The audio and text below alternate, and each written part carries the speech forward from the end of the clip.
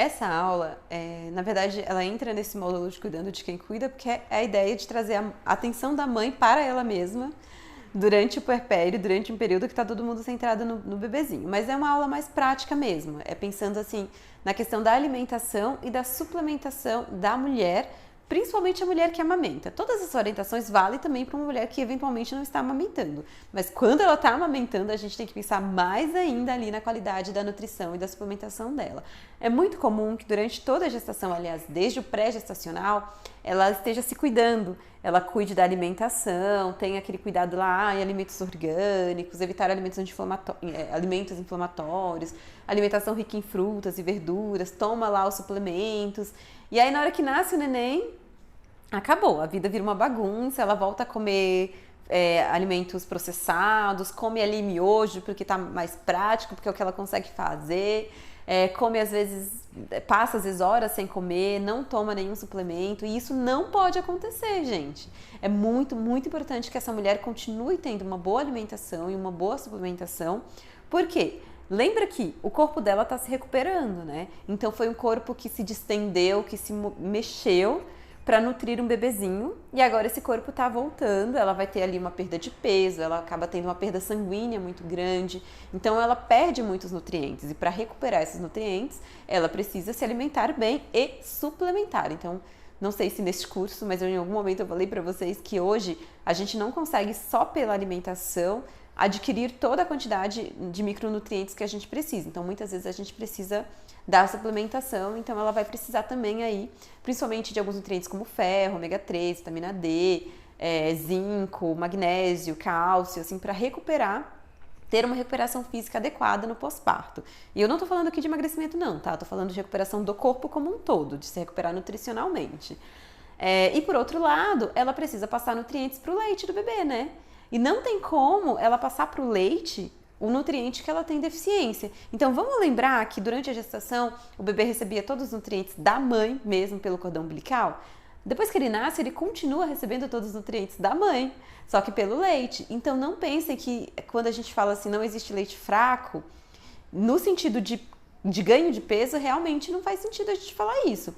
Mas não dá pra gente considerar que uma mulher que está subnutrida, que não come bem, que não está tomando uma boa suplementação, vai ter realmente um leite rico em micronutrientes, porque não é verdade que o corpo... Se ela tem deficiência de ferro, gente, como é que vai ter ferro em quantidade suficiente no leite? Se ela tem deficiência de vitaminas do complexo B, como é que vai ter vitaminas do complexo B no leite dela? Não tem como, essa conta não fecha. Então a gente tem sim que estar muito atento à nutrição e suplementação dessa mulher. Eu oriento muito isso.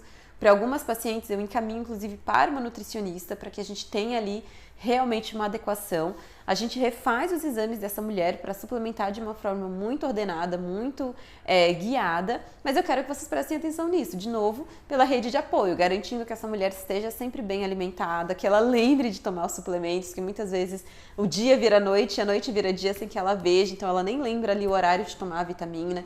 Então é importante também que quem está cuidando dela esteja atento ali a esses detalhes, a esses pequenos cuidados, para que a gente garanta a saúde dessa mulher, inclusive em relação ao humor deprimido, à tristeza, à ansiedade. Quanto melhor nutrida essa mulher estiver, menos intensos esses sintomas serão.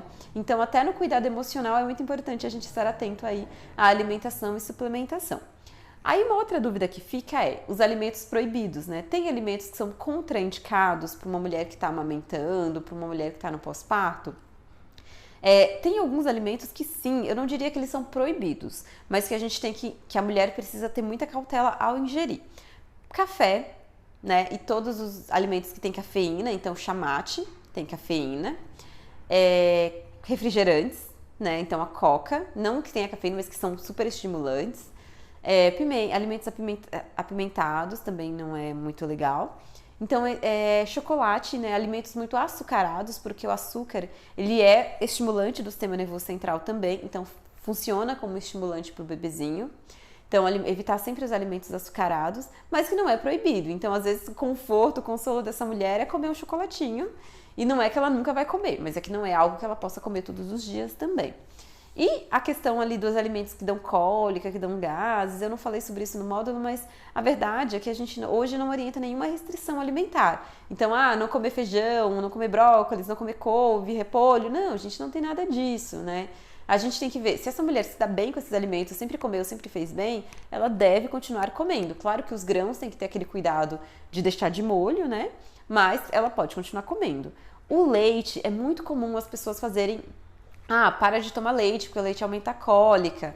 Eu acho que essa questão do leite, ela veio com esse pensamento da PLV, mas não é assim. Se a gente suspeitar realmente de uma PLV, a gente vai fazer uma restrição de 100% dos derivados de leite descontaminantes com leite da dieta dessa mãe. Se não existe essa suspeita, ela pode sim tomar leite. Inclusive pode comer a canjica lá, que é um dos alimentos tradicionalmente conhecidos como galactogogos, né? Que são alimentos que estimulam a produção de leite. Então, vai comer normalmente. Não tem que restringir em absoluto nenhum alimento. O café, a gente tem uma quantidade de 50 ml, mas o que eu digo é que para cada mulher observar como que o seu bebê reage quando ela toma café. Se ele fica mais agitado, mais irritado, tem mais dificuldade para dormir. E de modo geral, a cafeína não é boa para o organismo do nosso bebezinho. Então, se precisar muito, né, um cafezinho por dia, mas se puder evitar, continuar evitando o café durante a amamentação e, né, os outros alimentos que contêm cafeína, é interessante sim continuar evitando.